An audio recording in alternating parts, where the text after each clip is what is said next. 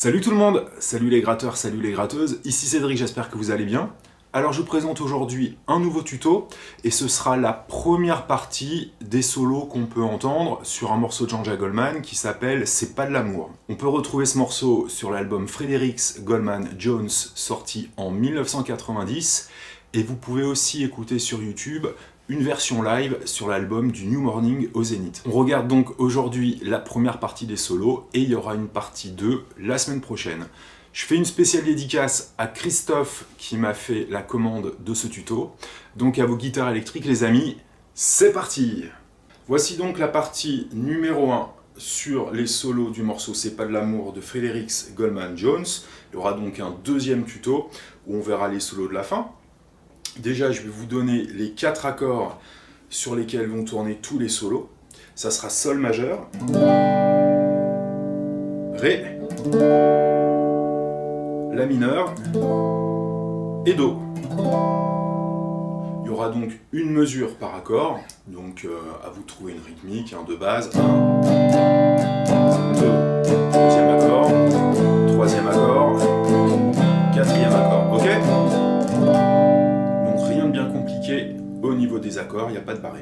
Alors déjà, avant de commencer, je vais vous montrer le petit plan d'intro qui est joué en fait quasiment pendant tout le morceau. En fait, c'est un accord de Ré sus4. Donc comment on va faire ça? En fait, on a un accord de Ré en barré à la 10e case. On va juste en fait avoir besoin des 4 petites cordes. Donc à partir de ces 4 petites cordes, si on faisait un accord majeur, on aurait un petit barré 10-10 avec le premier doigt. Sur la corde de Sol, on aurait le majeur à la 11e case et on aurait la fondamentale Ré avec le 3e doigt sur la corde de Ré. Et en fait, un accord sus4 suspend la tierce qui est jouée avec le majeur.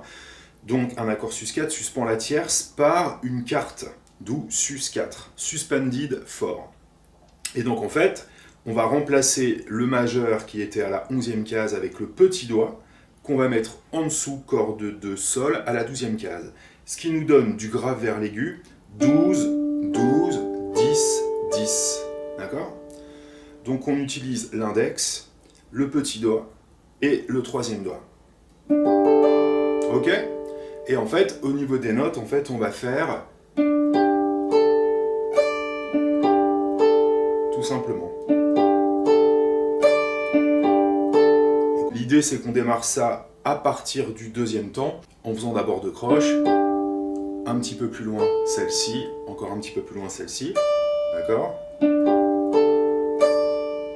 Et ensuite, on rattaque Ré, Sol, Si. 1, 2, 3, 4, 1.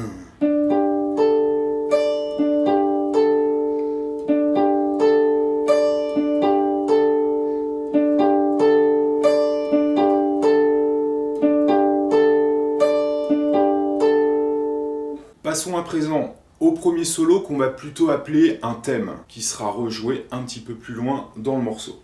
Donc comme je vous ai dit, on est en Sol, et on va utiliser en fait la gamme de Sol majeur pentatonique, et même après dans les solos la gamme de Sol majeur. Donc commençons d'abord par la gamme de Sol majeur pentatonique. En fait, c'est ni plus ni moins que la gamme de Mi mineur pentatonique. Sol majeur et Mi mineur sont des relatifs. c'est-à-dire que lorsqu'on est en tonalité de sol majeur, on peut utiliser la gamme de mi mineur pentatonique, et l'inverse. J'ai déjà expliqué ça sur ma série de cours sur Vimeo sur les pentatoniques, et plus récemment sur les 2 séries de cours sur les solo blues par exemple. On va donc commencer avec un bend à la 14e case sur la corde de sol, qu'on va monter, et qu'on va redescendre sans attaquer. D'accord ?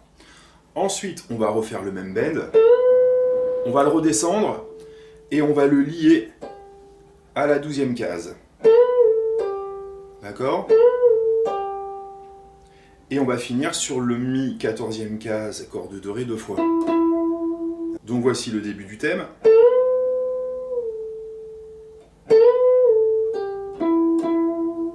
Encore une fois. On redescend. Ok. Une fois qu'on a fait ça, on va attaquer 12-14 sur la corde de ré en faisant un hammer. En dessous 12-12. Et on revient 14-12 sur la corde de ré.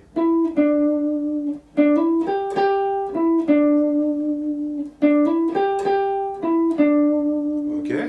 Ensuite, on va refaire le même démarrage, le bend à la 14e case. On redescend. Ok. Et ensuite, voici la phrase finale de ce thème numéro 1. On va faire une glissade de la 14 à la 16e case, corde de sol, très rapidement, c'est ce qu'on appelle une appoggiature. En dessous, on va aller chercher avec le premier doigt la 15e case, corde de si, et on va attaquer cette note-là 4 fois. 1, 2, 3, et la 4e fois, on va faire un hammer de 15 à 17 pour conclure sur la 15e case. D'accord ?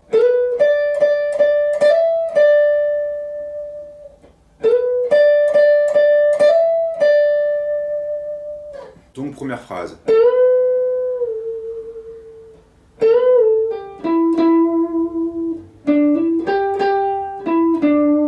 Deuxième phrase.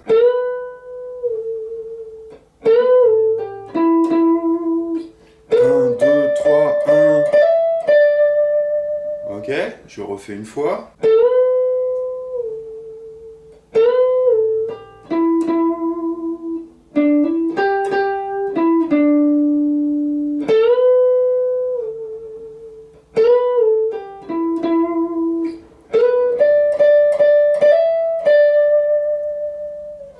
Rien de bien compliqué au niveau des notes, il faudra faire attention au solfège rythmique. Donc n'hésitez pas à me demander la partition via mon site internet par l'onglet Contact pour être précis donc, sur les notes. Et maintenant on va donc passer au solo numéro 1. Donc toujours la même grille, Sol, Ré, La mineur et Do.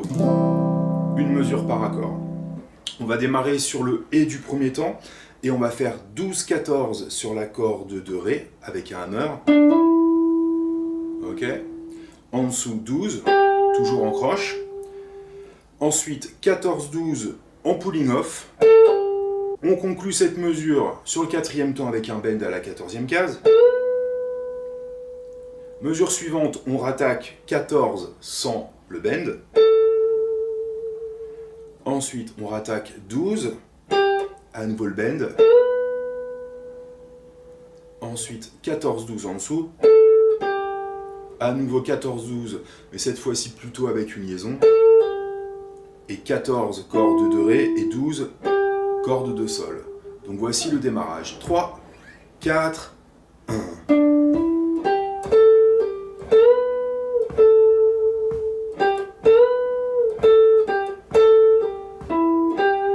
Encore une fois. 3, 4, 1.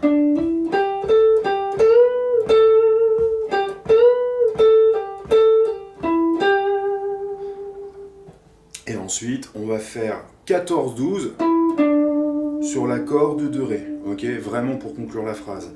Mais ce que j'ai fait, et ce que fait Michael Jones, c'est qu'en fait, il fait un pulling off 12-14-12. En fait, il fait une appoggiature. Hammer. D'accord.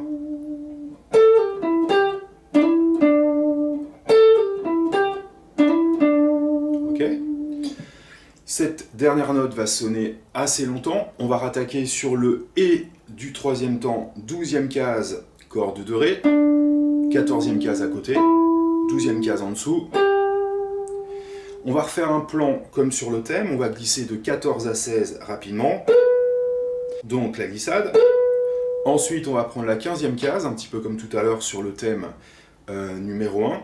Et à la différence, c'est que là, on va faire des notes à contre-temps. Donc sur le et du 1, du 2, du 3 et du 4. Ok, 1, et. Sur le premier temps, on va faire à nouveau, comme tout à l'heure, un hammer de 15 à 17. On rattaque 15. Là, vous verrez sur la partition, en fait, le solfège rythmique est légèrement différent. Donc ça nous donne... Ok. Cette note-là, on la laisse sonner jusqu'à la fin du troisième temps. Sur le quatrième temps, on va faire 17, 16 sur la corde de sol. Ok. On va rattaquer la 16e case en faisant un bend d'un demi-ton, donc pour faire entendre la 17e. Ok, donc 17, bend d'un demi-ton. Sur le et du deuxième temps, on rattaque le bend en l'air. On attaque 14, on glisse jusqu'à 12. Et on a quasiment fini le plan. Ensuite 14 cordes de ré. Et ensuite la dernière phrase qui va démarrer sur le et du premier temps. On va faire 12-14 cordes de ré, 12 en dessous, bend en 14, corde de sol. Ça sera un bend qui sera court, un petit peu plus long que ça quand même, et on rattaquera 14 en l'air. On le redescendra et on finira sur 12. Et là, on a joué le solo numéro 1. Je reprends donc de la 17e case. 1, 2, 3.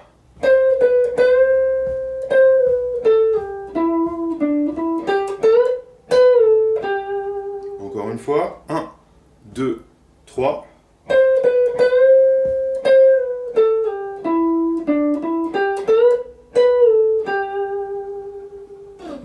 Je reprends donc ce solo numéro 1 très lentement. 3, 4, 1.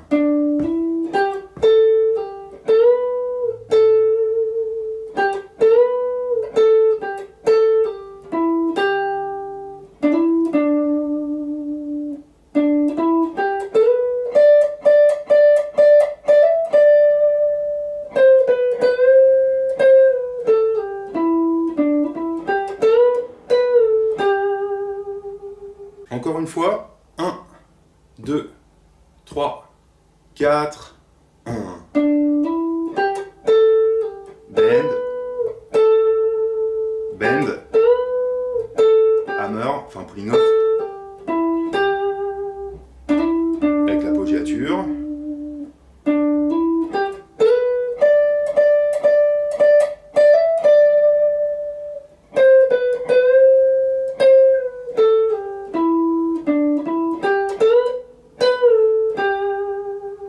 Donc c'est pas si difficile que ça.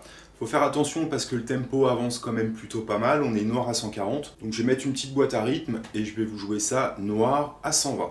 Thème numéro 1. 1, 2.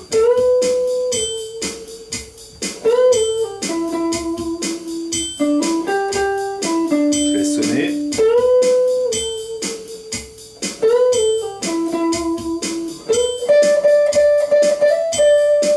Ok. Solo numéro 1. 1, 2, 3, 4, 1.